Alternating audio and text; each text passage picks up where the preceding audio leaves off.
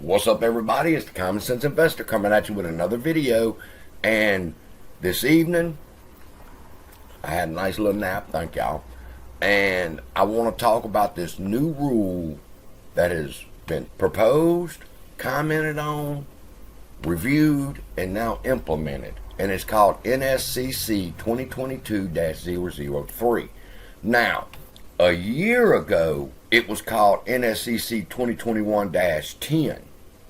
And every YouTuber had videos on NSCC 2021-10 calling it the pawn shop rule, including myself, as we understood it. Here we see Lawyer of the Apes did a video 6 months ago on NSCC 2021-10. I did one telling you why it was canceled, or why I felt it was canceled. Here's Tony. Tony fact check NSCC 2021-10 is NSCC giving hedge funds loans. That's when it was considered the pawn shop rule. And Tony come out and he said, let's clear up all the misconceptions. Then he did one on what is an SFT. That was an important video to help us understand what 2021-10 was. And then here's the Pantheon doing one 4 months ago, 3 months ago.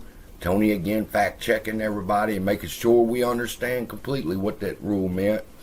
Here's Jackson Hunter 10 months ago, NSCC 2021-10, 21-10, Lawyer of the Apes. Imagine that. There's Astro. The MOAS starts with NSCC 2021-10. So I guess his ass puckered whenever it got canceled. But it came back.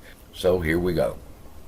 Now, today, with the implementation of NSCC 2022-3, I can't understand why a lot of wrinkled brain apes are saying this is a bad idea when a year ago it was supposed to be the Holy Grail that brought the MOAS. But I'm going to explain to you step by step, because we have an introduction here. We're not going to cover the footnotes. It's going to describe what it is, and it's going to describe what its purpose is, and we're going to go all through that right now. But to understand this rule, we're going to have to take a look step by step through the process of when you first heard of AMC and GME and all your other meme stocks.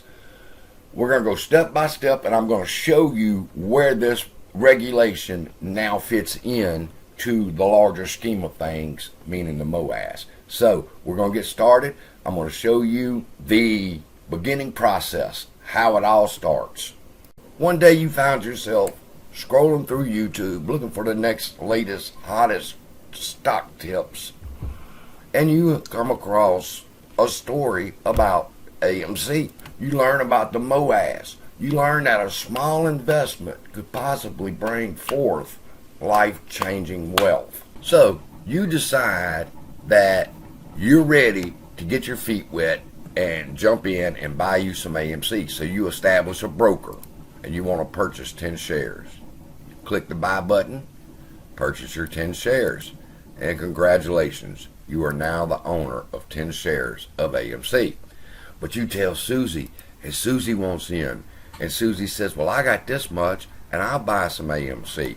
And then Grandma says, to hell with that. I hear what's going on. Here's my life savings. I want some AMC. And she buys her some AMC. Now, everybody owns AMC, but it's not as simple as that.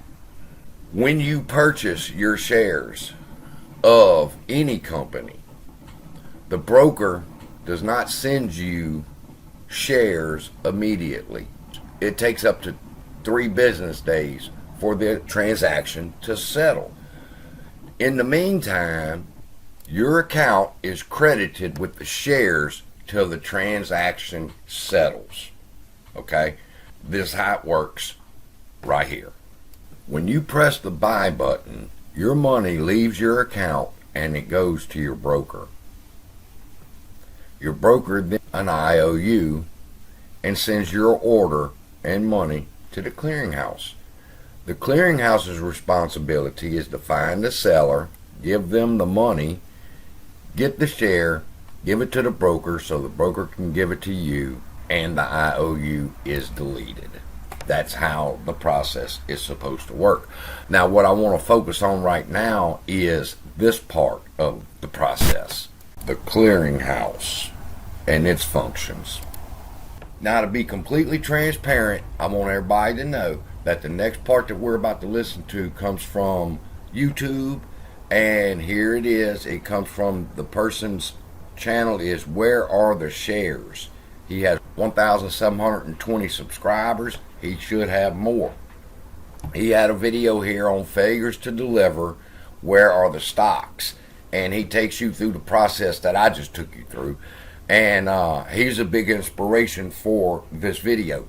Now, the reason I'm bringing it in here now is I couldn't have said it no better than him. And it would have took me 3 hours to make the chart that he's about to be able to explain how it works. That grandma right here is talking to her broker or on her app, and she wants to buy shares of AMC, and her broker contacts the DTCC, the clearinghouse, sends the order. He hooks up with somebody that wants to sell it, and it goes through. You're going to see that process, all right?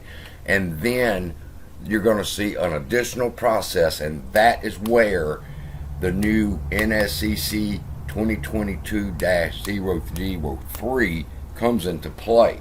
So it's coming up real soon, and watch this little clip here so you can understand what happens when you call or press your brokerage app and press buy, and when somebody's pressing sell, how the process works, and you have a complete understanding before we move on.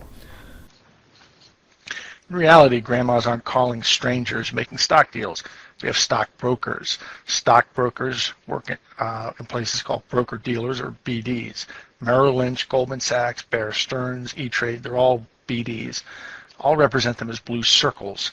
There are about 2,000 of them in this country, arranged in a hub and spoke system around a central organization called the Depository Trust and Clearing Corporation, also called the DTCC.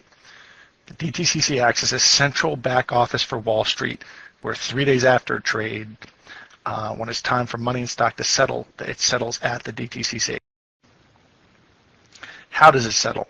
Trades can be settled through the DTCC. In reality, however, settlement usually occurs within the DTCC. Grandma's talking to her broker, the fellow on the right talked to his. These brokerage houses have accounts at the DTCC. Stop. Now, did you hear what he just said? First off, there's over 2,000 people, 2,000 brokerage firms that are a part of the DTCC. They are members of the DTCC. Morgan Stanley, Bear Stearns, Edward Jones, E-Trade, Goldman Sachs, almost everybody. But they have accounts with the DTCC. They have money, they have stock put in, just like a bank, into this DTCC, and they can move and transact things without having to actually settle the matter. They can clear it through the DTCC because of what they have invested there. The DTCC acts as a central back office for Wall Street, where 3 days after a trade, when it's time for money in stock to settle, it settles at the DTCC. In reality, however, settlement usually occurs within the DTCC. Grandma's talking to her broker, the fellow on the right talked to his. These brokerage houses have accounts at the DTCC, and when their customers are trading out at the spokes, what really happens is the money in stock shift around within accounts at the DTCC. There's also something called X-clearing. All right, now we've reached the part where NSCC 2022-3 comes into play.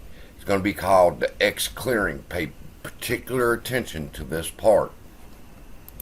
That's when two broker-dealers settle directly with each other, external to the DTCC. So there we have it. Step by step, from the moment you press the buy button till somebody transacts with the sell. How does it clear? How does it settle? Now, The video continues to go on and talk about failure to delivers and how they operate inside the system and in the spoke system. So I recommend you go watch that video. It's really good. I've got a link to it in the description below. But we're going to concentrate on this section where it's this broker dealer and this broker dealer now dealing outside of the DTCC and the results that have happened because they settle and clear outside of the DTCC. NSCC 2022-03 fixes that, and that's what we get into in the next video. So look up in the cards, you'll see it shooting out right about now, part 2. You're not going to want to miss it. It's really good. Love y'all, be blessed, and I'll see you in the next video.